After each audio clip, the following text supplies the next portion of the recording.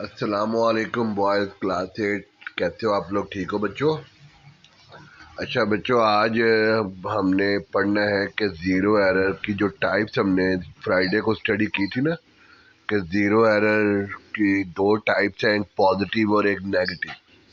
उनके बारे में कुछ डिटेल पढ़नी है।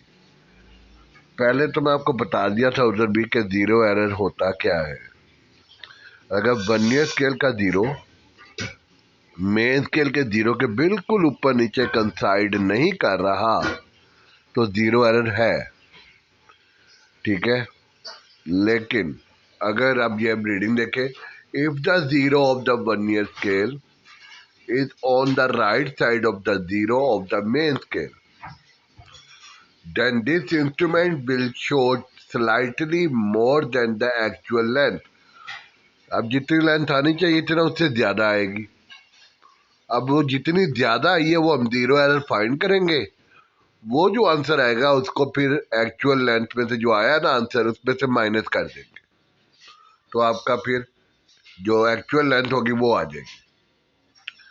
तो वो क्या कह रहा है? Then this instrument will show slightly more than the actual length, hence these zero errors are subtracted from the observed instrument। लेकिन अब एक प्रॉब्लम है, हमने जीरो एरर फाइंड कैसे करना है। उसके लिए वो नेक्स्ट पैराग्राफ में बता रहा है, to find the zero error note the number of the division of the vernier scale. आपने क्या करना है? अब जीरो जीरो तो कंसाइड नहीं कर रहा, अब वर्नियर स्केल में कौन सी लाइन है जो मेन स्केल के साथ कंसाइड कर रही है, which is exactly in front of any division of the main scale. जब आपको वो नंबर पता चल जाए कि कौन सी लाइन वर्नियर स्केल की मेन स्केल के साथ कंसाइड कर रही है, उसको फिर लीस्ट काउंट से मल्टीप्लाई करना है।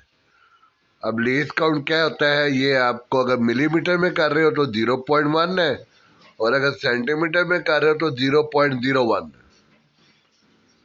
तो आपने फिर 0.01 से मल्टीप्लाई कर लेना, तो रिजल्टेंट नंबर क्या आएगा जीरो एरर का, उसको आपने नोट कर लेना।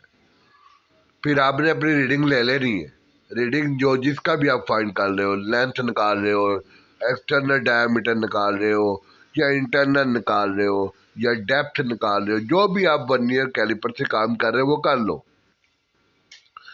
करने के बाद जो आपका जीरो एरर वाला आंसर है उसको फिर सब्ट्रैक्ट करना है। The observed reading is corrected bye subtracted the zero error from it. ठीक है बेटा, ये तो था जब आपका जीरो राइट साइड पे रह जाए। राइट साइड यानी आपके मेन स्केल से जीरो पीछे रह जाए। किसका? वर्नियर स्केल का। अब इसका नेक्स्ट पैराग्राफ देखें, इसमें वो ये बताएगा कि अगर आपका जीरो किसका? वर्नियर स्केल का मेन स्केल के जीरो से आगे चला जाए, यानी लेफ्ट साइड पे चला जाए, फिर क्या होगा? जो आप रीडिंग फाइंड करेंगे इस इंस्ट्रूमेंट से जिसमें जीरो आगे चला गया हुआ है, तो फिर आपका एक्चुअल लाइन जितनी आनी चाहिए थी उससे कम आएगी। अब मैं इसकी रीडिंग करता हूं। If the zero of the vernier scale is on the left side of the zero of the main scale, then instrument will show slightly less than the actual length, hence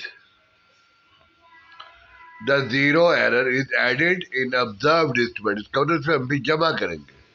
for example, अगर तीसरी division vernier scale की main scale के साथ कंसाइड कर रही है, तो सबसे आप पहले आपने उसको टोटल लाइनों में से माइनस करना है, यानी 10 - 3। क्या आंसर आया? 7। फिर 7 को आपने लीस्ट काउंट से मल्टीप्लाई करना है। अब क्या आंसर आएगा? 0.7। ये मिलीमीटर में आया, लेकिन अगर आप सेंटीमीटर में करना चाहते हो तो 0.07 आएगा। अब जो आपने रीडिंग फाइंड की थी उस पर ये रीडिंग ऐड कर दो, तो आपकी ऑब्जर्व रीडिंग जो वो एक्चुअल लेंथ बन जाएगी। बेटा अब इससे रिलेटेड दो शॉर्ट क्वेश्चन है, वो मैं आपको बताता हूँ। बेटा ये डायग्राम भी देखें जरा। अब ये पहली जो मैं बता रहा हूँ जिसमें 9 जीरो एरर लिखा हुआ है, इसमें वर्नियर स्केल का जीरो और मेन स्केल का जीरो बिल्कुल ऊपर नीचे। तो ये इंस्ट्रूमेंट करेक्ट है, इसमें आपको कुछ भी नहीं करना पड़ेगा। लेकिन अगर आपका ये आप लेफ्ट साइड वाली डायग्राम देखें, इसमें जीरो देखे पीछे रह गया। अब उसमें आठवीं लाइन है जो बिल्कुल ऊपर नीचे कंसाइड कर रही है। आठवीं लाइन को देखो जरा, तो आपने शुरू करना है 5 6 7 8। अब इस 8 को लीस्ट काउंट से मल्टीप्लाई करेंगे। अब जब ये पीछे रह जाए तो ये पॉजिटिव जीरो एरर है, तो जो आपने रीडिंग ले लेनी उसमें से ये माइनस करना। ठीक है बेटा। और जो आपकी राइट साइड पे डायग्राम है वर्नियर कैलिपर के बिल्कुल नीचे, इसमें देखो आप जीरो आपका मेन स्केल से आगे चला गया। तो फिर आपने नेगेटिव जीरो एरर में क्या करते हैं, आपने नंबर ऑफ लाइन निकालनी है, वो है चौथी लाइन। आप 4 को 10 में से माइनस करना है, वो आएगा 6। 6 को लीस्ट काउंट से मल्टीप्लाई करना है। फिर आपने जो रीडिंग ले ली है इस इंस्ट्रूमेंट से, उसमें ये आपने ऐड कर देना। ठीक है बेटा। अब इसके दो शॉर्ट क्वेश्चन है, वो भी मैं आपको रीडिंग करवा देता हूँ। बेटा ये दो शॉर्ट क्वेश्चन है, ये आपने कॉपी पे लिखने भी है, नीट एंड क्लीन, और याद भी करने हैं। क्वेश्चन नंबर 1 है कि what is a positive zero error and how is it corrected. Positive zero error occurs when the zero of the vernier scale is on the right side, यानी आपका vernier scale का zero कहाँ पे चला गया, main scale से पीछे रह गया। इस केस में इंस्ट्रूमेंट जो रीडिंग लेगा वो एक्चुअल लेंथ से ज़्यादा लेगा। तो आप जीरो एरर पहले फाइंड करें, उसका तरीका मैंने आपको बता दिया है। फिर ऑब्जर्व रीडिंग से उसको माइनस करें तो आपका करेक्ट आंसर आ जाएगा। ये आपने एज इट इज कॉपी पे लिख लेना है। अब इसका क्वेश्चन नंबर 2 आज का, वो भी देखें। बेटा क्वेश्चन नंबर 2 है how do you calculate a negative zero error. लेकिन अगर आप नेगेटिव आ जाए, यानी वर्नियर स्केल का जीरो लेफ्ट साइड पे चला जाए, तो फिर क्या करना है, यानी मेन स्केल से आगे चला जाए। To find a negative zero error, पहले तो आप नेगेटिव जीरो एरर फाइंड करें। वो कैसे फाइंड करते हैं, आपने वर्नियर स्केल की कोई भी लाइन जो उससे कंसाइड कर रही है मेन स्केल से, उसको पहले 10 से माइनस कर देना है, फिर लीस्ट काउंट से मल्टीप्लाई करना है, और फिर आपने ऑब्जर्व रीडिंग जो ली है उस पर ऐड करना है। ठीक है बेटा।